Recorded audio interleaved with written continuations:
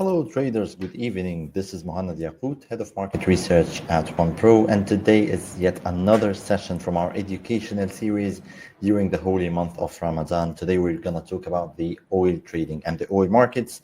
Basically, today is the second session or webinar during this educational series that started last Monday on the 27th of March. We are discussing several markets and basically the markets that most of the traders are interested in. So we started on the 27th of March with our first webinar, which was about the gold trading and the gold market as a whole. We spoke about the details of this huge and enormous market. Traders, a lot of them are basically interested in trading gold. So we discussed gold from both the fundamental as well as the technical analysis side. What affects gold market? What are the main or the key data to look for or the economic indicators to look for that affects gold prices, and all of this was basically discussed during the last webinar, as well as we had a thorough and detailed analysis from the technical side on the charts. We went through the weekly, daily, 4-hour, as well as the 1-hour time frame. So that was a great webinar that I really enjoyed so much. And today let's kick in with our second webinar. Basically, we finished gold. Today we're going to talk about the oil markets. What are the oil markets and why do we trade oil? Why is oil also one of the top markets that most of our traders look for and want to trade? What are the different types of crude oil that we can trade? What's the difference between them? What is OPEC and OPEC plus? What are the main economic indicators that we should look for and that basically drives a lot of volatility in the markets? So all of this will be discussed in today's webinar. So yeah, sit tight and let's start with our webinar for today. So the content for today will include this or those topics and even more. What are crude oil and its types? We will be talking about exactly the types of crude oils and what are the differences between them, what drives oil prices and what causes volatility in this very big market, the relation between the US crude oil inventories, which is a weekly economic indicator we'll talk about in more details, and what's the relation between this and the oil price movements. What's the oil's crucial role in the global economy, and why do we always refer to the oil as the main driver of the global economy? What is OPEC and OPEC plus organizations? What's the difference and how do they basically affect oil prices globally? And of course, this should be the first 30 minutes of our webinar today, which should cover the theoretical part of the oil markets. The other part should be the practical part when it comes to the technical analysis. We will also conduct a very thorough analysis on the US, specifically the US crude oil charts, going down from the weekly, daily, down to the 1-hour time frame, so we can know what are the investment opportunities on the long term and whether we can have any short-term trading opportunities on the medium and the short term. So that is basically our agenda or the content for today. And let's start with the crude oil and its types. So basically, this theoretical part says that the crude oil is a major source of energy in the world. And this is basically a common, understanding of not only the traders, but everyone in the world, because, without oil, you can never have energy. You can never have industry as a whole, because industry needs petrol, needs oil, and needs the oil derivatives in order to be able to produce and to be able to maintain the manufacturing and the industrial output. So basically, it's a liquid commodity that is extracted from the ground, and it's extracted to be burned as fuel or processed into other chemical products or fuel derivatives. So it's not only about the oil itself in its basic form or the raw form, because we can basically, or what happens is we take this oil, which is extracted from the ground, and we have a lot of fuel derivatives. We're talking about gasoline, we're talking about petrol, and so on, natural gas, etc., etc. So all of those types or derivatives of fuel basically has many uses and a lot of importance. However, they all share a common ground, that they support the economy as a whole, because without oil, you cannot run factories and you cannot run industry or manufacturing as a whole. So this is basically a key driver of the global economy. So why do we basically trade oil? Because basically, as we agreed, oil is a global commodity. We are not only concerned with oil in the MENA region, let's say, or in Europe or in Africa or whatever. It's something that the whole world looks for and wants to have a lot of oil because this is how they drive their economy and they drive their GDP or the gross domestic product. So because it has a global attention from all of countries and worldwide attention. So basically, it has a lot of volatility. You can see a lot of price action movements. You can see that maybe the US has an economic indicator somehow that affects the US crude oil, which affects the oil prices globally. You can see from another side OPEC and OPEC Plus, and we will discuss this shortly in today's webinar. Whenever they meet or decide or share their decisions regarding their output or production or whatever, you can see that the global price of oil products actually change. If you have any geopolitical tensions, and not to mention, of course, what's happening recently between Russia and Ukraine, all of this affects prices of the oil globally. So you have a product or commodity which has a lot of attention from all countries, roughly all countries around the world. So it's basically subjective to a lot of news and a lot of events that takes place globally, and that's why you can have those very, very big movements taking place in the market. And then when you have big movements and when you have volatility, only then you can have profits or you can have losses. However, if you are trading and you do understand how to trade and how to protect your capital, hopefully it will only be profits in your side. So oil trading is the buying and selling of various types of oil and related assets with the aim of making a profit. And this is basically the basic aim of trading in the financial trading industry. Whenever you open an account with any financial broker like ONEPRO, your main goal or your main target, it's not to buy US crude oil and to store it, because you will never receive the physical oil barrels, for example, or storage. However, you're just trying to trade the prices, buy when it's going or when you're expecting it will go higher, and sell high so you can basically make profits, lock in some profits. Or on the other side, if you're expecting that prices are going lower or should go lower, you are basically going into a short position so you can sell high and buy low so you can also lock in some profits. This is the main goal, is to make profits from the financial trading industry. And basically oil is one of the commodities that we do trade. As we mentioned, it has a lot of volatility and hence a lot of potential profits around the table. So since oil is a globally limited and strategic commodity, its prices witness huge fluctuations due to changes in supply and demand.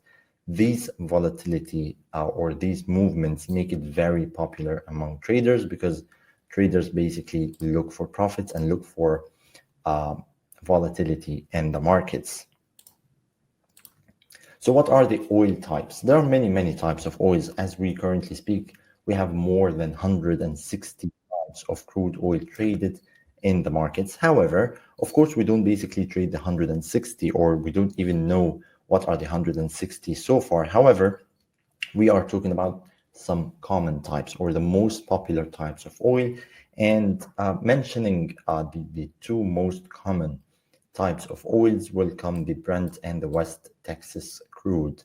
So what is the Brent crude and what is the West Texas crude? From its name, the Texas crude is something basically that comes from Texas, from the US. And yeah, you can start by now understanding that we have multiple types or many, many types of oil around the world, because it differs from where it's basically extracted and what is the characteristics of this type of oil. So let's start, for example, I have a look on the Brent crude. So Brent crude is one of the light and easy to transport types of oil.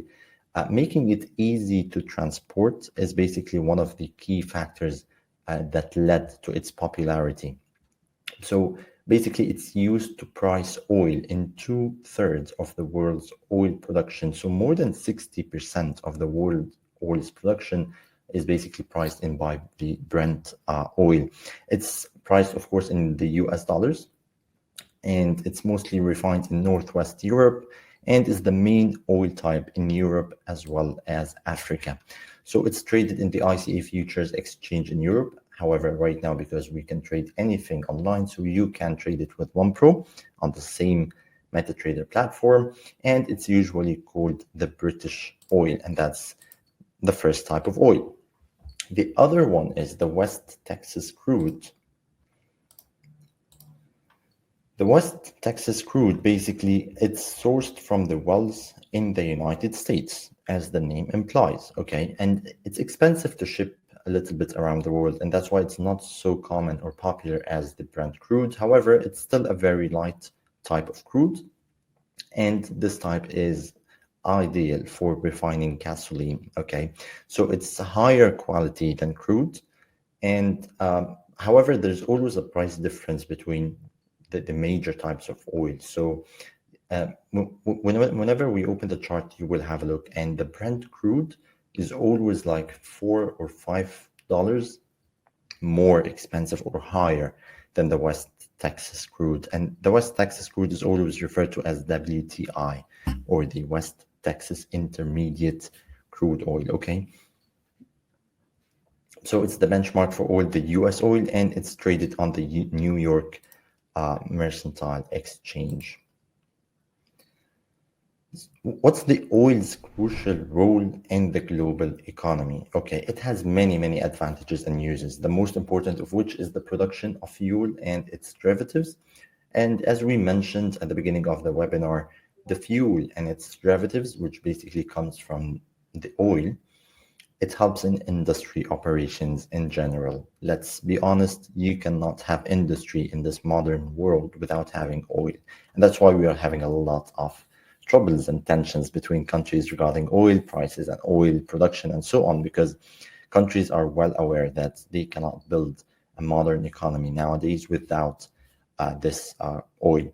Although some countries right now are trying to have this transition to the green energy sources or the renewable forms of energy. However, as we are speaking in 2023, we still cannot build a whole economy based on only renewable energy. It's still not something that we can or we are capable of doing. So we are trying bit by bit to use renewable energy or renewable sources.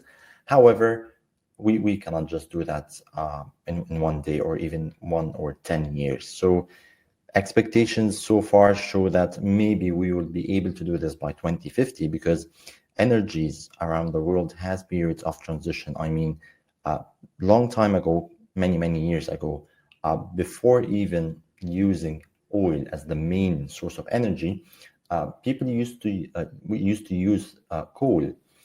However, due to a lot of environmental impacts, we started to phase out from the coal production and coal usage as the main source of energy, going forward into the oil. Right now, we are hearing a lot of information that we might come to an end. The world might run out of fuel as soon as 2050. That's why countries are a little bit shifting their focus right now to renewable energy for also environmental impacts and so on. However, as the moment we are speaking in, economies are led by industries based on the use of oil in most of those countries or in most of those industries. So there are several other benefits of oil derivatives, okay, including petroleum and natural gas, which includes the petroleum sector as a sector in any economy. You have the health sector, let's say, you have the transportation, you have many sectors. However, this sector, or the oil petroleum sector, basically provides a lot of vacancies and jobs for many manpower around the world. So that's number one. Number two, oil raises the value of domestic production for a number of countries. What is the domestic production? It's basically all what do you produce as a country inside your borders. So that's also referred to as the gross domestic product or the GDP.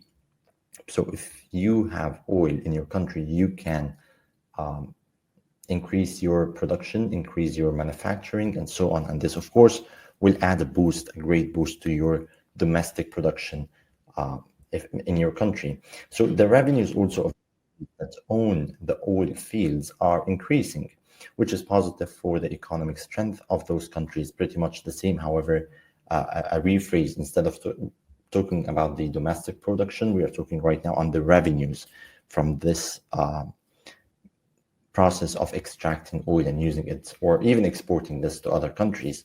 So, as an example, the natural gas in the United States only contributed to raising the national income by $385 billion in 2008. Can you imagine the number? It's just in 1 year, 2008, $385 billion were added to the US economy just from the natural gas. So, number four, petroleum helped exporting countries such as Netherlands, Britain, and Russia to develop techniques and methods in the science of petroleum extraction, which is something that you can use to lower your cost production or refinery costs and so on. So, it's an overall also adding to your profitability from this sector.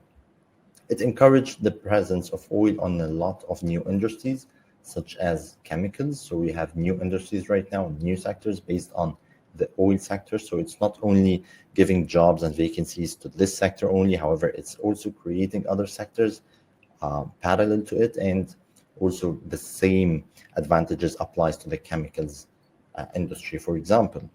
Studies conducted by the Global Development Center showed that the role of oil derivatives that are used as a source of electricity in saving many countries from poverty as a result of facilitating access to reliable and strong energy sources. Okay, so this is basically very, very clear, because if you have a country that doesn't have access to electricity, etc., because electricity comes from energy sources, which most of it comes from oil. So if you don't have access to electricity, you won't have access to manufacturing, production.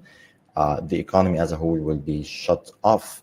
And of course, this country will face a lot of poverty on the short and the long term. So what is OPEC and OPEC plus? OPEC is basically an acronym, and the full sentence is the Organization of Petroleum Exporting Countries. So it's Organization of Petroleum Exporting Countries, and as the name implies, it's an organization of countries that export petroleum to other countries. Okay, it's an international organization of 13 countries. That's the OPEC. The 13 member countries as of September 2018, that's the last data that was available, account for about 44% of global oil production. So if you have, let's say, an organization, okay, that accounts for 44% of global oil production, and they are in one organization and they agreed to take similar steps, either to increase or reduce production, and how to tackle oil prices and how to affect and influence oil prices in the market. That's 44% of the global oil production. That's a huge number, roughly about the half.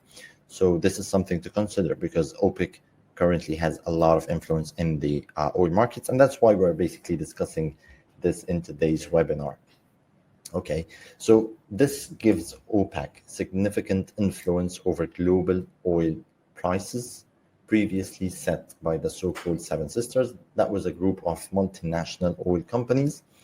And currently speaking, Saudi Arabia is the de facto leader of OPEC. So it's not the leader of OPEC, however, because it's basically the largest exporter of oil in the world. So it's somehow regarded as the leader of the OPEC organization. What about the OPEC Plus? So the OPEC Plus is another, let's say, organization which includes OPEC plus other countries. As the name implies, it's not only OPEC, it's OPEC plus. So what does this plus mean? It means that it's an alliance between the OPEC group as well as, or plus, other major oil exporting countries that are not members of OPEC. So OPEC itself accounts, as we agreed, for 44% of global oil production. How about we can add some other major oil exporting countries to our alliance and form what we call as OPEC Plus organization. And this basically happened for the first time in 2016 at a historic meeting in Algeria. It was the capital of Algeria. After this alliance between OPEC and other countries, major oil exporting countries, now OPEC Plus accounts for around 55% of global oil supplies, which is now more than half of what the whole world produces from oil basically comes from OPEC plus countries. So Russia is one of the OPEC plus countries and it's the second largest exporter in OPEC plus countries after the Saudi Arabia, which is the largest oil exporter in the world. Moving on to what drives oil prices. We have three key things to look for whenever we talk about what causes prices to move in the oil markets. The number one, as we agreed, we just mentioned in the last slide, which was the decisions of OPEC Plus. Okay, so this basically, OPEC Plus has one target and one goal. Of course, those countries export oil. Okay, so most of their economies run on revenues that comes from the oil production and exporting procedure. So they need to maintain the highest profits available. Okay, they need to make high revenues in order to support their countries. So the main goal of the decisions from OPEC Plus is basically to control oil prices in a manner that wouldn't hurt their economy or hurt other countries that's basically importing oil from them. So they they used to meet basically every month. However, they now meet every 6 months to decide what should we do regarding the oil production.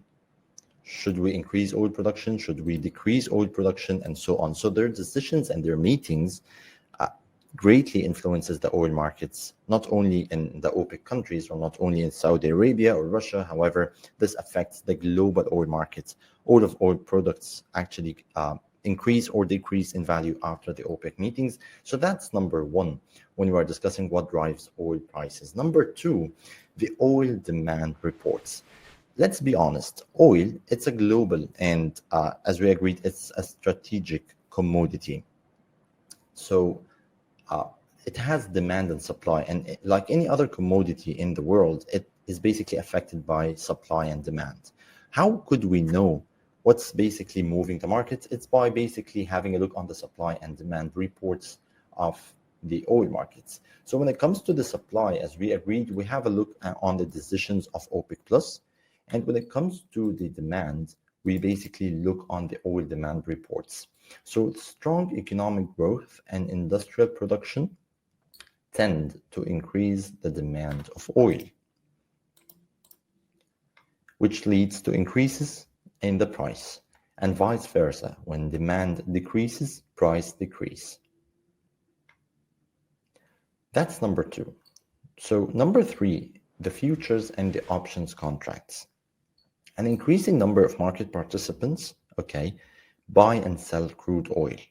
It's not only big companies or factories or manufacturing businesses or whatever. You can now buy and sell oil, even if you don't or you will not be receiving the actual product. However, you can still log in maybe to ONEPRO and you can trade oil using the futures and the options contracts. So buying and selling in the futures and options contracts to hedge against price fluctuations in crude oil in the real market, this basically creates another parallel supply and demand, which of course affects the oil prices overall. What's the relation between US crude oil inventories and oil price movements?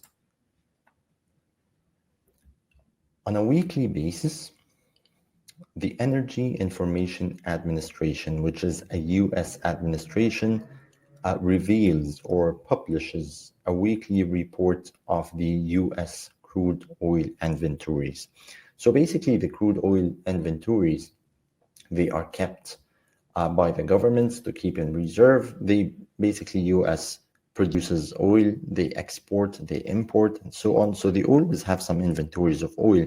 And having a look on those inventories, whether they go up or go down, you can understand the supply and demand in the US inventories on US crude oil. So basically, this weekly publication from the Energy Information Administration, which is a US administration. This basically shows you how the supply and demand is playing out in the US market. And of course, this directly affects the oil markets, not only in the US, but also globally. So the US oil inventories released by the Energy Information Administration provide insight into the supply and demand balance in the US oil market. And of course, it affects oil prices.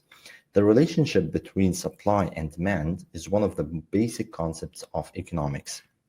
More clearly, prices are affected more by the flow of crude oil stocks on the commodity market. Like most commodities, and we have just explained this a couple of slides back, like most commodities, the greater the supply, the lower its market price. Of course, when you have more supply, the price goes down. If you have less supply and more demand, price goes up. So having a look on the inventories in the US market definitely shows whether the demand is going higher, is it going lower, how about the supply, and so on. So this is a weekly number that you should definitely look for on your economic agenda, whether you follow it on investing.com, Forex Factory, or even on our website, oneproglobal.com. We do have those economic data and indicators for you. So having a look on the oil inventories when it fell to the lowest level in 38 years. This is basically a chart from MetaTrader 4 on the US crude oil from our platform at ONEPRO. And you can see back on 2022 and exactly on the 19th of October, the US inventories were announced to have fell to their lowest level in 38 years. This basically means that the demand was getting higher and higher on the US inventories, and this basically started pushing prices higher. And you can see from this point onwards how the US crude prices started moving higher, forming this upward brilliant wave from the levels of roughly $83 as far as I can see, reaching a high of $94. So an increase of around $11. Let's say that was more than 10%. And this basically took place from the 19th of October, let's say, to 19th of November. No, even before 19th, it was around 10th of November. So I mean, it was less than 1 month that the US crude oil gained more than 10% based solely on the fact that the US inventories fell to their lowest level. Means basically we have more demand. We have demand on the US. Traders started buying in, locking in their long positions, and yes, they had a profit of more than 10% in only, let's say, 25 days, something about this. So that's basically how you can understand the effect of what's going on in the US markets and the inventories on the prices. Okay, so now it's time for some technical analysis here. And let me share with you my screen on the trading view. And yeah, as usual, whenever we discuss any market and it's time for technical analysis, I don't provide you with my analysis directly. However, I love always to share and to analyze the markets live with you. And starting off with the weekly or maybe even the monthly time frame, I think the weekly should be fine. And let's do a top-down analysis. A top-down is basically where you start with a very high time frame, weekly or even monthly time frame, and start your way down from the weekly to the daily to the 4-hour time frame, and possibly end with the 1 hour or 30 minutes, depending on your trading style. However, let's see here on the weekly time frame, we had this huge upward trend. And this was basically after COVID hit in and after the crude prices reached as low as, I believe, 1 cent per barrel, and that was basically on the future contracts. However, we started this great upward trend, reaching a high around $130 per barrel as soon as Russia invaded Ukraine. That was in February of 2022. So this great upward trend has been retracing a little bit, and to me, basically, this price action is a clear correction price action. It's not a new downward trend by any means. So if you know that this downward move is only just a correction, what you do is you start looking for Fibonacci retracements, and you start looking for possible areas where this correction might end, and possibly, of course, the strongest areas where the correction might end is the 50% and the 61.8. And let's mark those. And yeah, you can see that the 50% retracement of Fibonacci is around 64.71. And by zooming in here, you can see immediately how well this was basically a previous support and resistance level from here. Okay, we no longer need the 50% Fibonacci, so let's just remove. Yeah, this was basically a clear resistance level back on January of 2020. We moved lower, encountered resistance on our way up a little bit, however, broke above, tested number 1 as support, number 2 as support, off we go. Now we are back to those levels again, okay? And you can see you're back to test a key level of support on a weekly time frame, and you're having a very, very bullish divergence on the momentum indicators. So this basically means that the move to the downside was not very strong, and we were not able to break we cannot even break below the support levels anyway. So we're having this bullish divergence along with this very strong support. This is a good area to think of going long on the US oil on a long time frame. Having a look on the daily time frame, and we now need to tweak a little bit and work with the highs and lows to know where our entry could be. And you can see here that there is a move lower, move higher, lower, higher, and so on. So that was basically the downtrend that we are having here. A series of lower highs and lower lows. Okay. And to me, this downward trend will end and reverse to the upside as soon as we have a new higher high. So where was the last high that we had? It was basically here around the levels of $80.90 per barrel. So that's something that we will definitely target on the short term. Okay. It's currently 74.17. We are targeting the $80.90 on the daily time frame. And on the 4-hour time frame, we can still see it's starting to show an upward move here. And yeah, you can just buy any dips on the US oil on the short term till we reach this target of $80.90